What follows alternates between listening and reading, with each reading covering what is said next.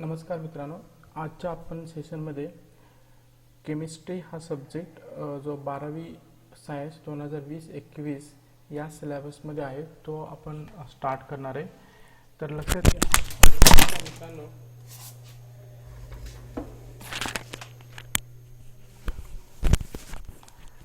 Chemistry हा chapters mostly 12वीच्या मुलांना थोडा डिफिकल्ट जातो आणि डिफिकल्ट जात असल्यामुळं मुलं थोडं कॅज्युअल अप्रोच ठेवतात त्यावर.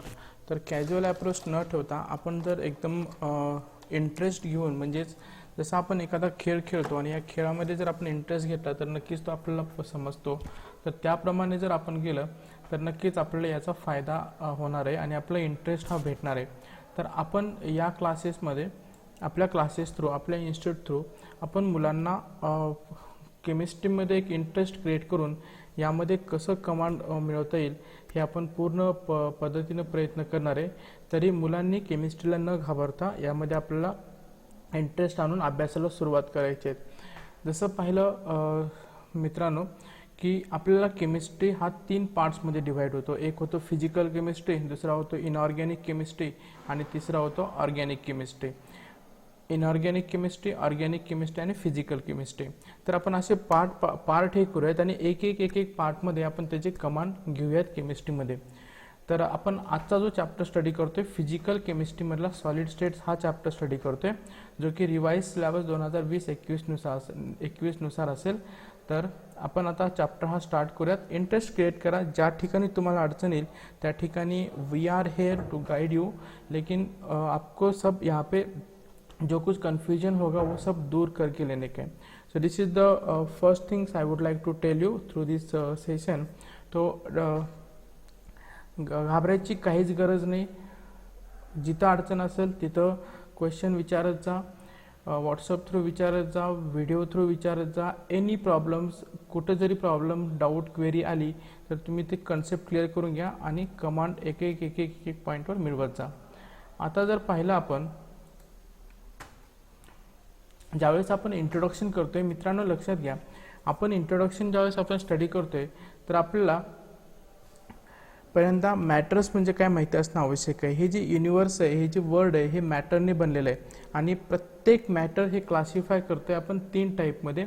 एक असेल solid, liquid, gases. Solid, liquid, gases. आता जर पाहिलं तर तुमच्या स्क्रीनसमोर एक इथे चित्र दिसत असेल. एक मुलगी जो बलून आहे तो हे करते, एअर त्याच्यामध्ये इन्सर्ट करते. इथे एक लिक्विड आहे जे की तुमचा ग्लासचा पेल आहे तो वॉटर फिलअप केलेला आहे आणि एक इथे मोटर आहे जे की तुम्हाला माहिती आहे की आपल्याला ही सॉलिड आहे.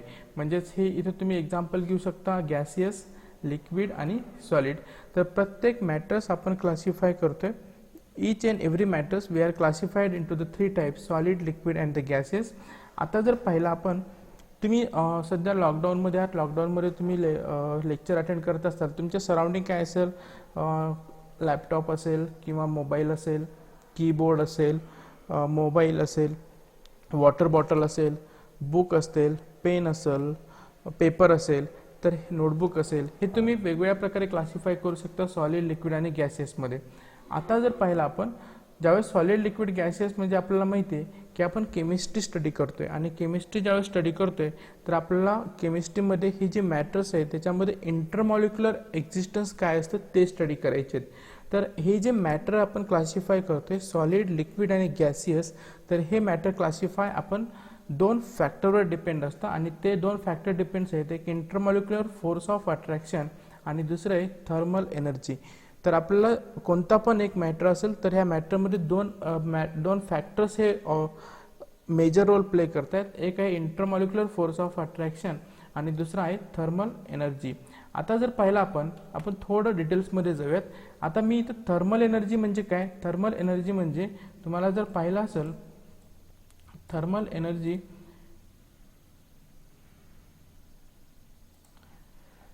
आता इंटरमॉलिक्युलर फोर्स ऑफ अट्रॅक्शन म्हणजे काय असेल. इंटरमॉलिक्युलर फोर्स ऑफ अट्रॅक्शन हे 2 मॉलिक्युल्स असतील. या मॉलिक्युल्समध्ये समजा मी हा एक मॉलिक्यूल घेतला आणि हा एक मॉलिक्यूल घेतला, तर याच्यामधलं जे बॉन्डिंग असेल हे बॉन्डिंग हे कोण एक्झिस्ट करतं, इलेक्ट्रोमॉलिक्युलर फोर्सनं करतं.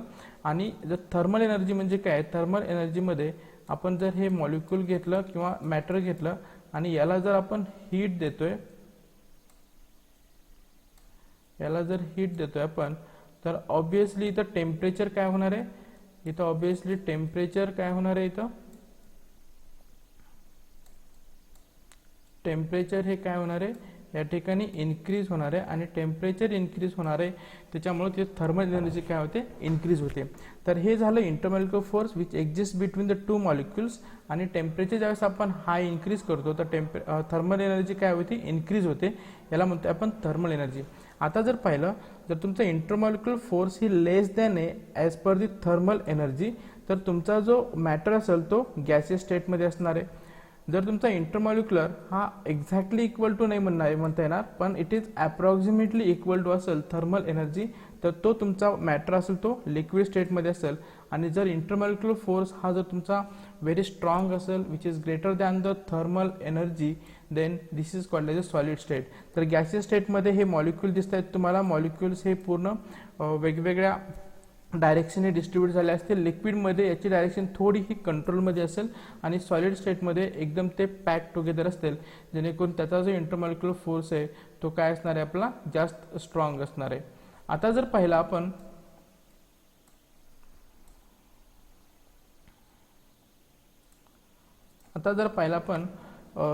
परत आपण सॉलिड स्टेटला परत इंट्रोडक्शन करतोय. सॉलिड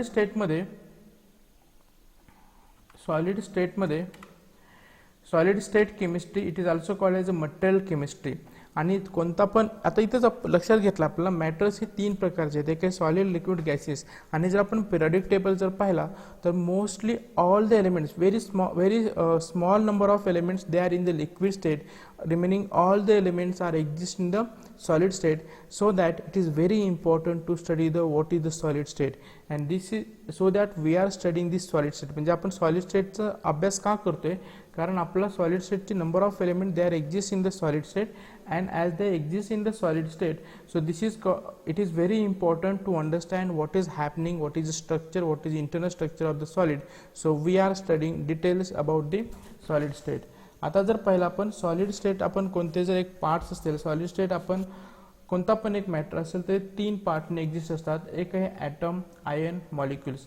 ॲटम, आयन, मॉलिक्युल्स म्हणजे सॉलिड पार्ट कोणता पण एक घेतला तर आपल्याला 3 मेजर कॉन्स्टिट्यूएंट पार्टिकल असतील, त्याला म्हणतोय आपण पार्टिकल्स.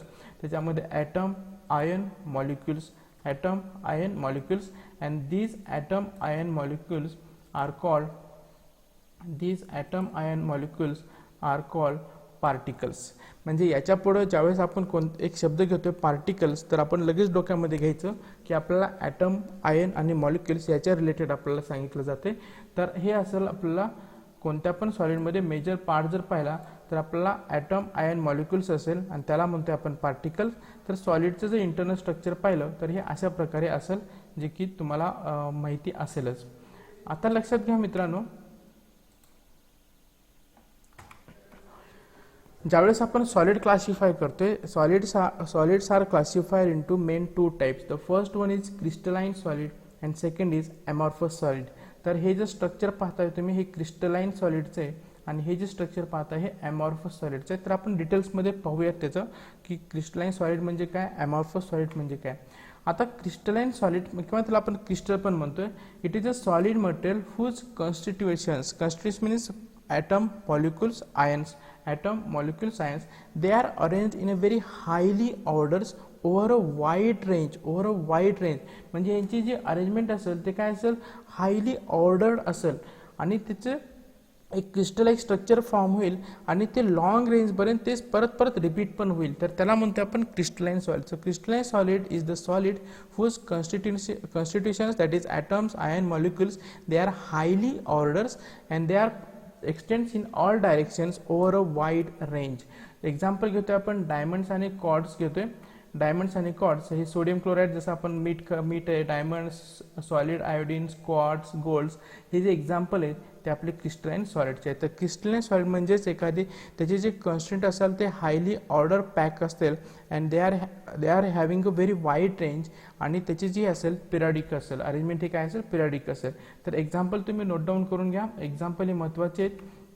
त्यानंतर ॲमॉर्फस सॉलिड जो सेकंड टाईप आहे सॉलिडचा, तो जर आपल्याला डिफाईन करायचा असेल, amorphous a stands for nothing except and morphous means any shape of size. म्हणजे याची जी शेप आणि साईज आहे हे पर्टिक्युलर असणार आहे. हा लक्षात घ्या, हा एक सॉलिडच आहे, पण याची जी शेप किंवा साईज असेल हे पर्टिक्युलर नसणार आहे. आणि they are very lacking in the long range chain. म्हणजे ही जी म्हणतोय आपण, they are lacking in long range chain and they are not the periodic. Example घेऊ शकतो आपण ग्लास आणि रबर, हे आपले एक्झाम्पल लक्षात घ्या, तुम्ही लक्षात ठेवा, विच इज व्हेरी इम्पॉर्टंट. नंतर जर पाहिलं आपण क्रिस्टलाइन सॉलिडचे जे स्ट्रक्चर जर पाहिलं, तर क्रिस्टलाइन स्ट्रक्चर ज्यावेळेस आपण पाहतोय, आता लक्षात घ्या, आपल्याला crystalline structure it is very important, it is regular and periodic. Regular म्हणजे अरेंजमेंट हे रेग्युलर असेल आणि याची जी after some time it is a periodic. जसं पाहिलं इथं, जर तुम्ही पाहिलं structures 1 2 3 4 1 2 3 4 1 2 3 4 1 2 3 4 1 2 3 4 1 2 3 1 2 3 1 2 3. So this structure is regular. आणि पिरियडिक म्हणजे समजा जर मला या ठिकाणी सुरुवातीचा पार्ट जर माहिती असेल, हा पार्ट जर माहिती असेल, तर after periodic I can find the same structure because it is a repeating. म्हणजे हे स्ट्रक्चर आणि हे स्ट्रक्चर इथे कंटिन्युअसली काय होतं, रिपीट होतं, म्हणून त्याला म्हणतो आपण periodic. So it is regular and periodic in the constitution of particle. It has a sharp melting point. This is the very important. It has a sharp melting point. Why it is called as a sharp melting point? Because आता इथं जर structure घेतलं तुम्ही, परत या ठिकाणचं जर structure घेतलं, या ठिकाणचं जर स्ट्रक्चर घेतलं, या ठिकाणचं जर स्ट्रक्चर घेतलं, तर याची जी मॉलिक्यूलची अरेंजमेंट आहे, याची जी कॉन्स्टिट्यूशन पार्टिकलची जी अरेंजमेंट आहे ही सारखीच आहे. आणि सारखी असल्यामुळं याला जर तुम्हाला टेम्परेचर 100 डिग्री सेल्सिअस लागत असेल मेल्टिंग होण्यासाठी, तर याला पण काय असेल, याला पण काय असणार आहे, सेम असणार आहे. याला पण काय असणार आहे, सेम असणार आहे. याला पण काय असणार आहे, सेम असणार आहे. त्याच्यामुळं याचा जो मेल्टिंग पॉईंट असेल हा काय असेल, शार्प मेल्टिंग पॉईंट असेल. त्याच्यानंतर ॲनिसोट्रॉपिक. आता ॲनिसोट्रॉपिक म्हणजे काय, हे तुम्हाला इम्पॉर्टंट टर्म्स आहे जी की आपण नवीन टर्म्स यूज करतोय. ॲनिसोट्रॉपिक म्हणजेच काय, इथं जर पाहिलं तुम्ही ॲनिसोट्रॉपिकमध्ये जर मी समजा या ठिकाणी अशी डायरेक्शन घेतोय, याला म्हणतो किती पार्टिकल्स आहेत, 1 2 3. म्हणजे इथं जर आपण डिफाईन केलं 1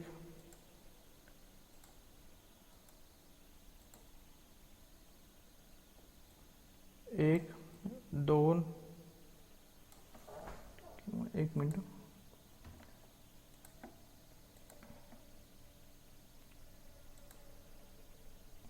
ब्ल्यू कलरची किती, 1 2 3 4. परत समजा ही अरेंजमेंट घेतोय आपण या साईडनं, ठीक. नंतर जर पाहिलं आपण ही जर अरेंजमेंट आपण अशी घेतोय या साईडनं, तर इथं जर पाहिलं आपण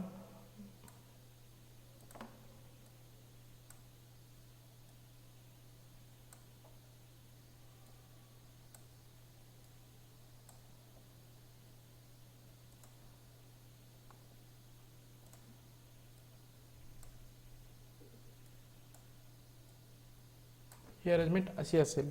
असं आपण वेगवेगळ्या डायरेक्शनने घेऊ शकतोय. जसं आपण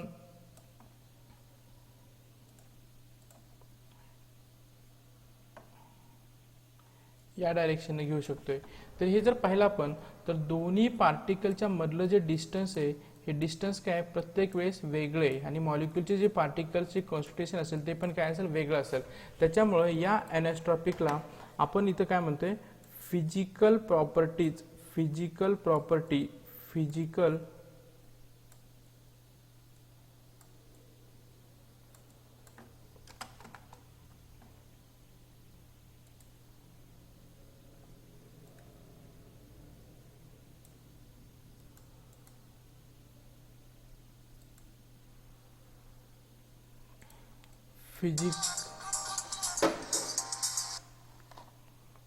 physical property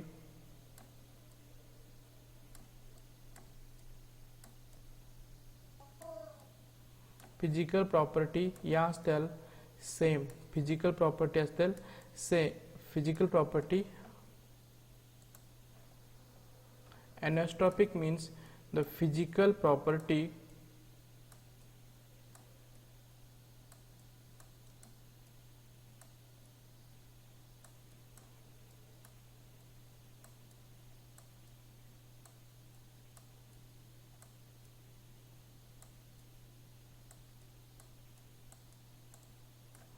R different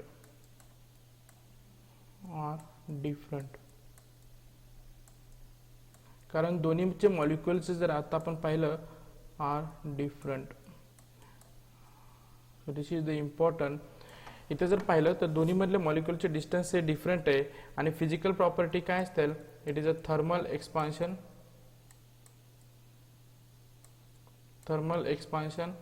refractive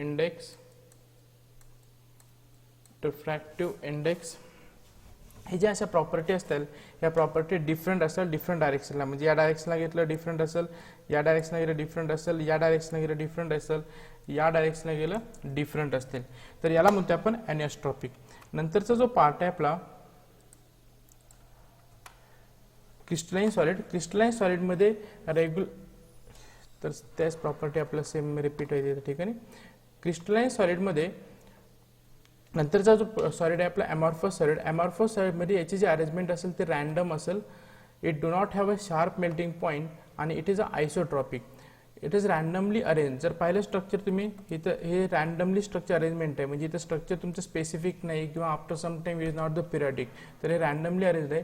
it do not have a sharp melting point. जर तुम्ही इथं जर पाहिलात तर इथला जर स्ट्रक्चर घेतला, इथं जर स्ट्रक्चर घेतलं किंवा याच ठिकाणी स्ट्रक्चर घेतलं, या ठिकाणी स्ट्रक्चर घेतलं, तर याचे जे पार्टिकल्स आहेत हे डिफरंट आहेत. दोन्हीमधले स्पेसिंग हे डिफरंट आहे. त्याच्यामुळे याचा जर मेल्टिंग पॉईंट असेल,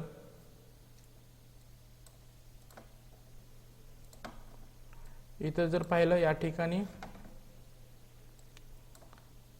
हे चारी समजा की जे आपण पार्ट्स घेतोय वेगवेगळे, याच्यामधलं जे कॉन्स्टिट्यूशन असतील हे पण काय डिफरंट आहे. आणि डिफरंट असल्यामुळं आपल्याला याचा जो मेल्टिंग पॉईंट असेल, याचा मेल्टिंग पॉईंट असणार आहे, याचा मेल्टिंग पॉईंट असणार, याचा मेल्टिंग पॉईंट असणार आहे, याचा मेल्टिंग पॉईंट असणार आहे, याचा मेल्टिंग पॉईंट असणार आहे. तर हा काय असणार आहे आपल्याला डिफरंट असणार आहे. म्हणजे इथं जर समजा इथं जर समजा 105 असेल, इथं असेल 100, इथं असेल 98, इथं असेल 98, इथं असेल 78 समथिंग. तर असं वेगवेगळ्याच पार्टचा तुमचा मेल्टिंग पॉईंट हा काय असणार आहे, वेगळा असणार आहे. त्याच्यामुळं तुम्हाला तुमचा हा मेल्टिंग पॉईंट इथं शार्प नसणार आहे.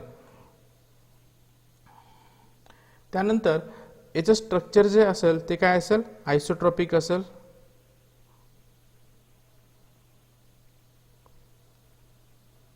याचं जे स्ट्रक्चर असेल हे आयसोट्रॉपिक असेल. आयसोट्रॉपिक म्हणजे जर तुम्ही जर पाहिलं या डायरेक्शनला घ्या, या डायरेक्शनला घ्या, या डायरेक्शनला घ्या, जरी तुमचं दोन्ही मॉलिक्युल पार्टिकलचं डिस्टन्स हे नेग्लिजिबल असेल, पण ओव्हरऑल जो इफेक्ट असेल तो काय असेल, सेम असेल. त्याच्यामुळे याच्या जे फिजिकल प्रॉपर्टी आहेत हे काय असतील, सेम असतील. याच्या जे फिजिकल प्रॉपर्टी आहेत हे काय असतील, सेम असतील. Physical property, thermal expansion, refractive index यासारख्या जे फिजिकल प्रॉपर्टी असतील या काय असतील, सारख्याच असतील. तर आयसोट्रॉपिक आणि एनिसोट्रॉपिक हा डिफरन्स समजणं माहितीनुसार सर्व मुलांना समजला असेल.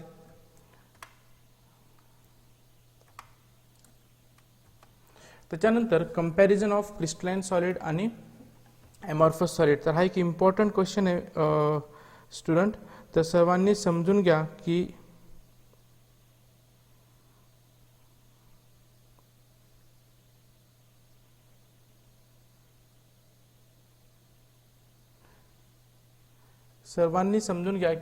डिफरन्स काय कंपॅरिझन ऑफ क्रिस्टलाइन सॉलिड आणि ॲमॉर्फस solid.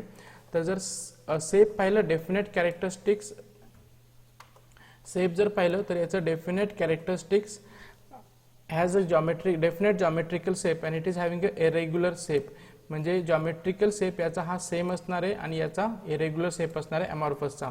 It has a very sharp melting point and it has a gradually soften over a range of temperature. म्हणजे याचा काहीतरी रेंज असेल, समजा 110 ते 130, 110 ते 120, त्याच्यानुसार मेल्टिंग पॉईंट हा काय असेल इथं व्हॅरी असेल.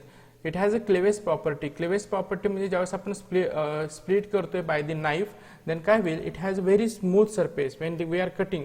We are getting a plane surface, आणि इथे जर पाहिले इथे आपल्याला इरेग्युलर सरफेस भेटणार आहे.